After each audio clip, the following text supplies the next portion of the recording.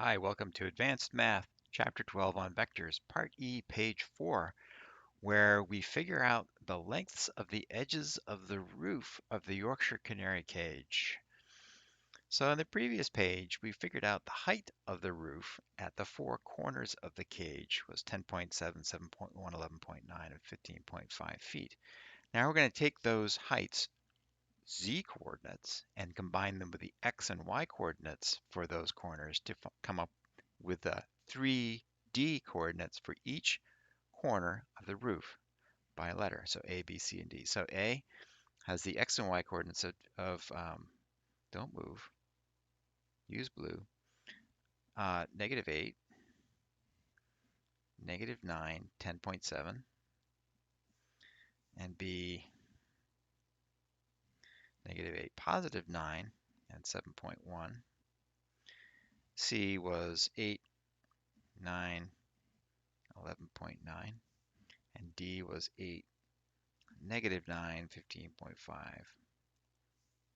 All right, now, next step, we're going to represent the edges of the roof as vectors in component form. So you remember that to write a vector based on a starting and ending point, you take the ending point and subtract the starting point, component by component.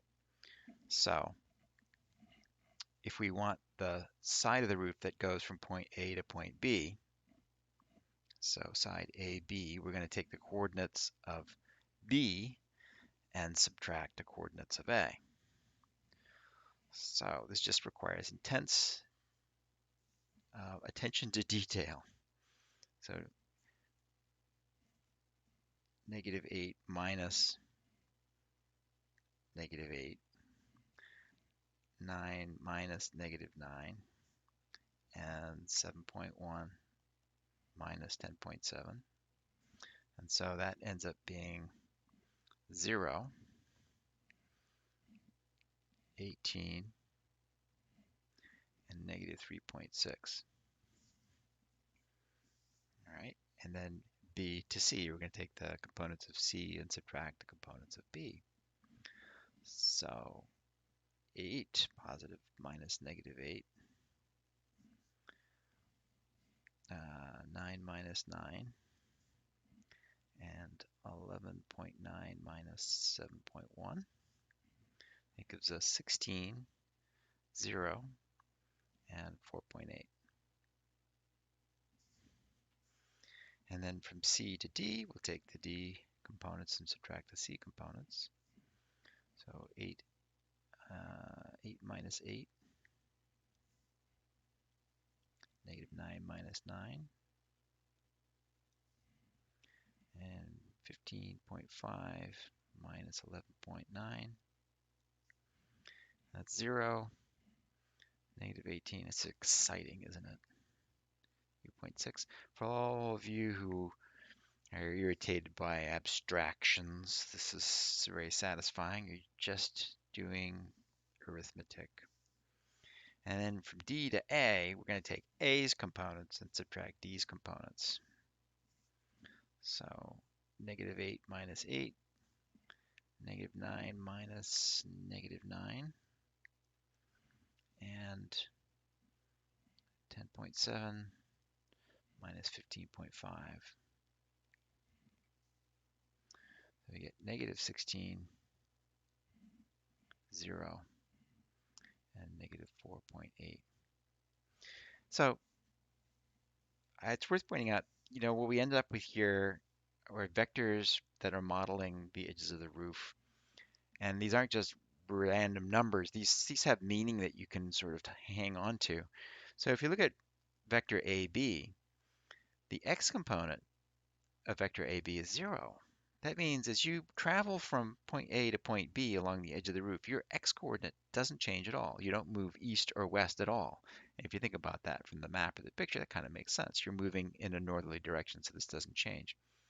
And likewise, since you're moving, going from A to B in a northerly direction, you're going to move 18 feet in the northerly direction. That makes sense that the y-coordinate of this would be, or the y component of this vector would be 18. And then finally, as you're moving from A to B, so the Z component of A is 10.7, the B component is 7.1. As you're moving from A to B, your Z position is decreasing. There's a downward trend. And that's what the minus and the 3.6 represent. As you go from A to B, you're decreasing in altitude or decreasing in height by 3.6 feet. And you can explain or describe each edge of the roof using those same kinds of terms for every one of these vectors. Just thought I'd point that out. Okay, now here's the punchline. We want to take these vectors and get the lengths of the roof edges. So these vectors represent or model the edges of the roof. If we want to know the lengths of the roof edges, we're really asking ourselves, what is the magnitude of each of these roof edge vectors? Magnitude means length for spatial vectors like this. Well, finding the length of a vector is really just an implementation of Pythagoras. You're going to take the sum of the squares of the components of the vectors and take the square root of that. So it's just like a three-dimensional Pythagoras. So we're just going to take the components of each of those vectors and plop them into this Pythagoras expression. Nothing more than that. So 0, 18, negative 3.6, and if you evaluate that, and by the way, when you evaluate these, because you're squaring each of these components, if one of them is negative, it's going to become a positive. So when you're doing the calculation, don't even think about entering any minus signs. Just square them as positive numbers. That way you won't make a horrible um, PEMDAS mistake.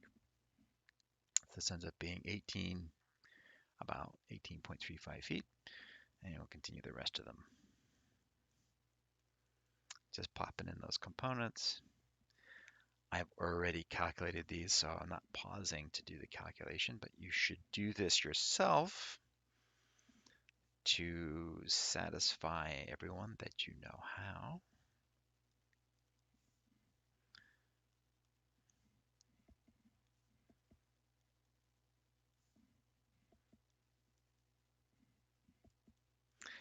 Cool. So again, thinking about the numbers, what does this mean? We have side AB and CD. Now these are opposite sides of the roof, are exactly the same. And the other pair of opposite sides, BC and DA, are exactly the same. And it's interesting to note that, remember, the foundation of this cage is 18 by 16 feet. And it turns out that the roof is not the same size. The long dimension of the roof is 18.35 feet, and the short dimension is 16.7. So the edges of the roof are larger, longer than the sides of the foundation. That's a neat result.